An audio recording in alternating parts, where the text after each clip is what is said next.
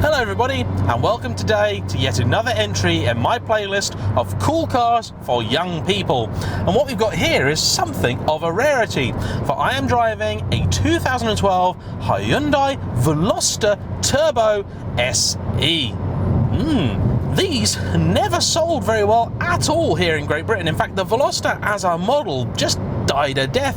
Apparently they managed to shift only about 2,500 of the regular car and about 200 of these turbos, meaning they are considerably rarer than I had ever imagined. Now, I have for the last few years been working quite closely with Kia, and as you may or may not know, Kia and Hyundai are sister companies owned by the same family, the Hyundai family.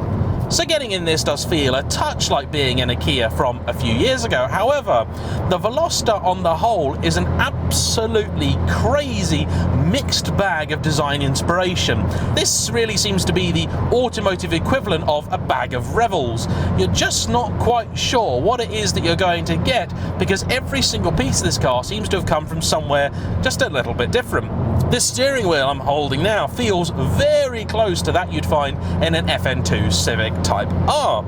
This center console here also has shades of Honda, but also a little touch of maybe Ford Fiesta ST Mark 7 about it. The weird little sort of aluminium looking grills in the bonnet that don't do anything feel a touch Citroen. The front end has shades of Audi about it, and then the rear is just, I haven't quite worked it out yet.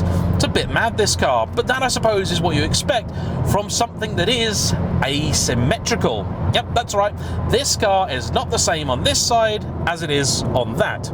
In case you didn't know, the Hyundai Veloster is that car which has one door over here and two over there. It's actually I think a genius piece of design, because let's face it, people do want a nice, sexy, sporty coupe. Certain drivers too do have need of a larger door to make getting in and out a little bit easier for them, particularly if you're of limited mobility. But then, on the other hand, you also do kind of like having a door to help people get in the back.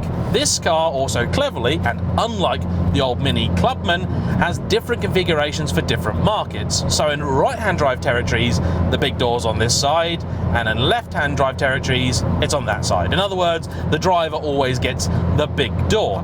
This car's owner, Richard, is also something of a Hyundai fan, having started with an i10, then moving up to an i20, and now onto this, which he's also done a few modifications to. Out of the factory gates, this would have had 186 horsepower from its 1.6 litre turbocharged four-cylinder. Now, though, it has been fully rebuilt with much thicker rods in it and some forged parts and goodies, and it makes 235 horsepower. That might not sound like an awful lot for what was quite a bit of work, but you do need to bear in mind this is currently limited by the clutch. So the car could make more power if he wanted it to. It's just that he then needs to do the clutch, which means doing the flywheel, which is a whole bunch more money, and for now, he's kind of happy with the 235 brake. For me, 235 horsepower and something weighs about 1,200 odd kilos, that should be a good recipe for having a little bit of fun on the back roads. As you can probably tell, I'm not currently on some back roads because the usual route that I take has been closed off, which means I have to go up and down the motorway. But that gives me an opportunity instead to tell you what this car's like to live with day to day. Inside, it's not terrible. There's quite a few little bits of cheap plastic. There's this bizarre headliner, which is also asymmetrical and quite funky, but actually all the key touch points kind of work. You can tell this is slightly older Hyundai / Kia. Some of the stuff is still familiar. They're still using it today. Some of the stuff has been replaced. I love the little bits like the little petrol flap release down here. That's a very old school sort of Japanese car from the 90s. On a run, this will do about 36 to the gallon, which is what it did on the way to me today. Obviously, when you're having fun, not quite so good. Two things I will say for this car. I think it's a real looker. I think it's a very striking piece of design and actually quite easy on the eye. Foot down.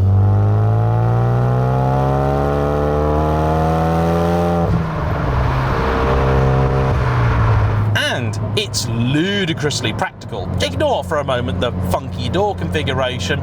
There is a lot of room in this car for both passengers and stuff. Behind me, I set this seat in exactly the driving position I would sit in normally, and there is plenty of space. The boot is also a really good size, and if you need extra stowage capacity, you can of course fold the seats down, and then you've got van-like storage in the back.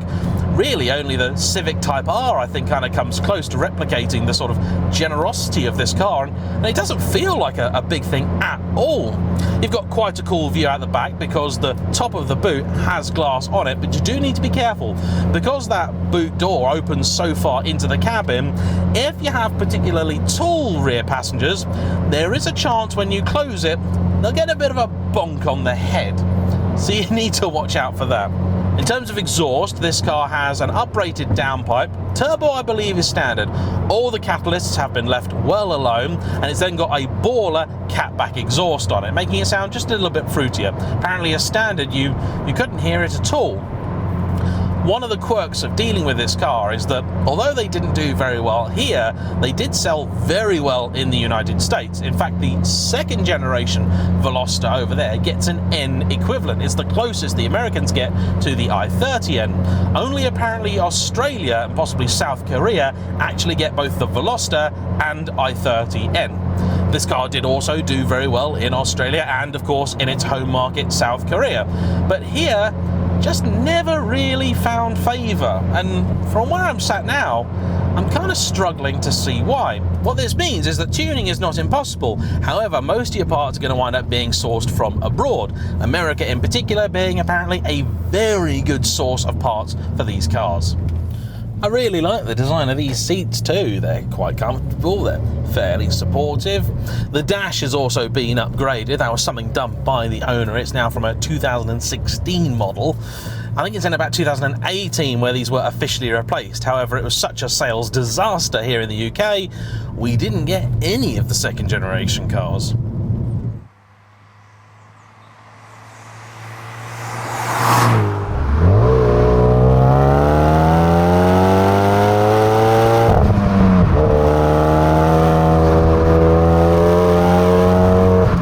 This is an interesting experience indeed. It doesn't feel especially powerful, nor does it really feel especially turbo-y. If you make me guess, I'd say this car was naturally aspirated or at most supercharged. It doesn't have that sort of real big slug of torque low down, even though it's got a 270 pound-foot, which is just shy of about 400 newton meters or so. It's not masses and masses of torque, so it's very odd, but it's very, very linear. It will rev all the way to sort of 7,000 RPM. Gearbox is very heavy, not the fastest in the world. It is a little bit treacly, but very nice to use, very accurate, very pleasant thing, and you have 6 ratios too. I also can't work out whether some of the clunks I'm hearing are coming from the exhaust, just making the odd pop and burble, or something is loose in the back. Not quite sure.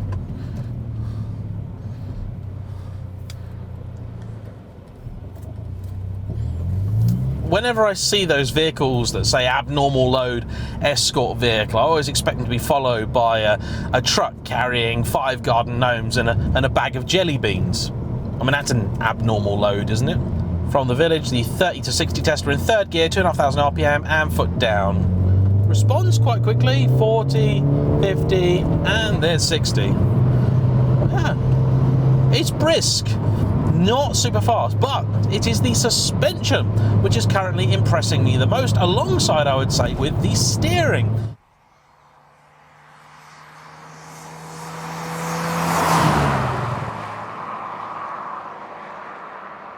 This wheel actually has a surprising amount of texture coming through it. It's very nice in the hand too. It's just retrimmed by Royal steering wheels, and they've done, as usual, an excellent job with it. You can really feel the road through it. It's actually quite a nice thing. You don't tend to get steering like this in sort of normal cars anymore.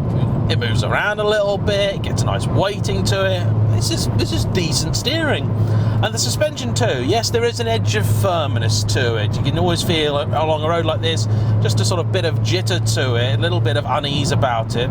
It's not distracting, but most impressively, I absolutely gave it the beans down my most difficult and demanding test road of all.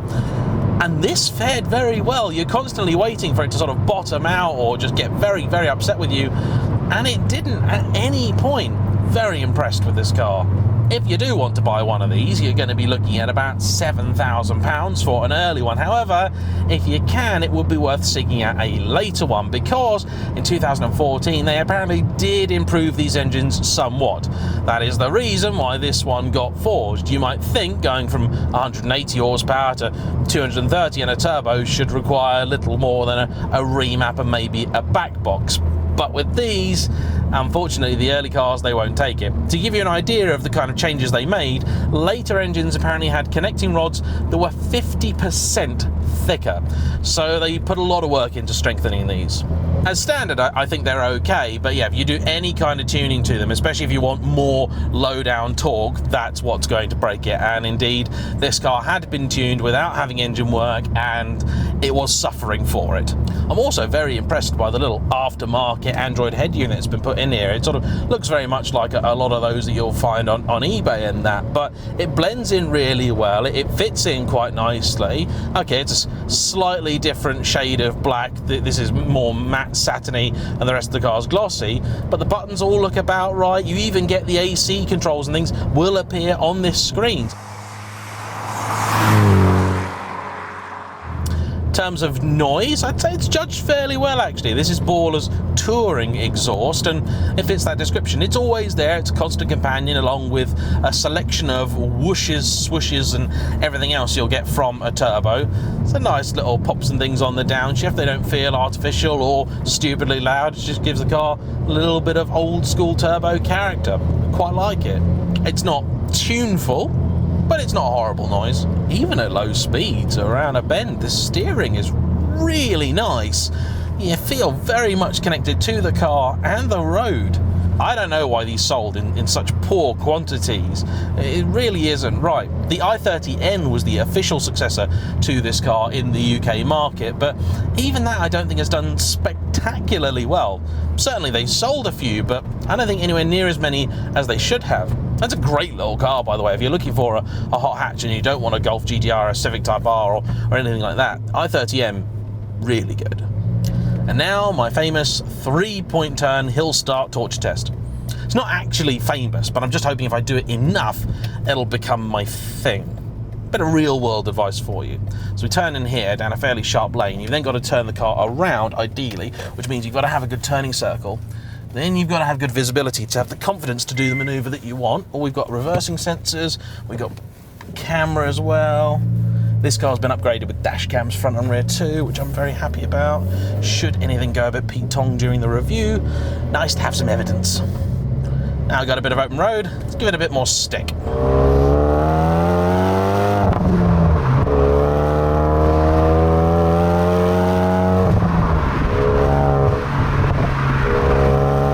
When you really start to press on, where this car just gets a little bit indistinct, now something like a Fiesta ST just maintains that real sense of connection the whole time, and you can throw it around a bend with just not a care in the world. This though, you need to be a little, blimey, when you stand on the brakes, they're really good. This though, you need to be a little bit more considered in your input, because the suspension is still being a little bit soft. It gets perhaps a touch floatier than you would really want it to be. Can carry some pace though. There's more suspension movement in it than you really expect there to be, which is why I keep thinking that it's just going to smack the deck, because you think there can't be that much suspension movement in this car. Can there? And yet there is. Feel nice and low down to the ground as well. It's very sporty. Another car that kind of reminds me of a little bit is the Honda CRZ. This I think is much more successful than that. I really like this car. This is great. It's not the finest tool to get you from A to B with the biggest smile on your face or in the quickest time, but it is a really decent car and I am enjoying myself in it. It's practical, it can be sensible on fuel when you want it to be. 7,000 quid to pick one of these up seems like a good price too. It'll make a far more interesting alternative to a Mark V Golf GTI. Yes, it's going to need a little bit more love or care, but in the 2.5 years that Richard has had it, it hasn't really let him down. Yes, the engine problems were more or less self-inflicted, but even still, when it was dying, it didn't actually ever fail to proceed. Maybe slightly lower end interior aside, but really not distractingly bad. There's very little for me to say against the Veloster Turbo. Really practical, loads of space in it, quick enough, certainly was modified, and if you're a youngster and you want something that's not too bad on insurance, this, for its owner, who's a similar age to me in his early 30s, even with all mods declared, this was £500 a year.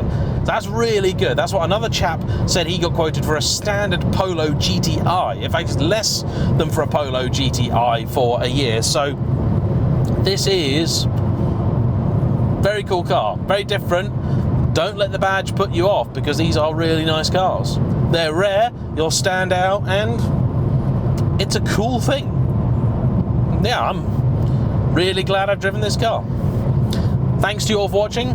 Please like, comment down below, subscribe if you haven't already, and we'll see you for the next one. Bye bye.